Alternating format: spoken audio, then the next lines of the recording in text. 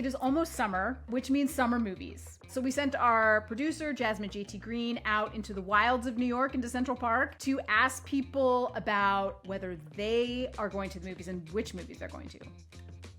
Hi, so I've been asking people about summer movies. What movies have you seen? What are you excited about this summer? One that we just saw that we're kind of addicted to is the movie Obsession. I just went last week to see Backrooms. The Backrooms movie is one we're dying to see. That's another one in the theaters. So if you couldn't tell, we're kind of into the horror genre. So why do you think horror is having a moment? You know, these two movies that you mentioned, Obsession and Backrooms, have been huge.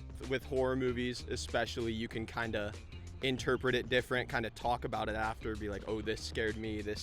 I think younger people also like more of the horror genre too. They're really fresh and new ideas, I feel like. I want to watch something that's people my age, same place in life.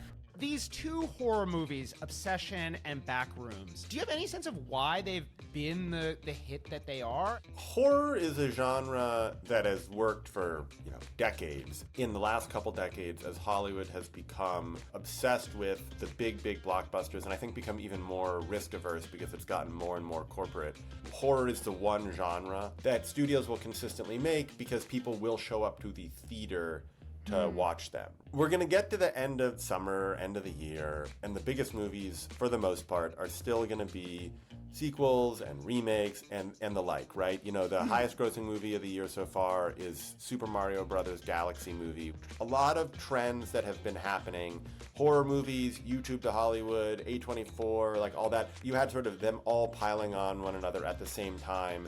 And it happened at the same time that a Star Wars movie was kind of a disaster. And so it sort of reinforced this perception that youth tastes have changed and that Hollywood must heed and take notice. And I think there's definitely some truth to it, and then obviously some kind of overreaction extrapolations happening.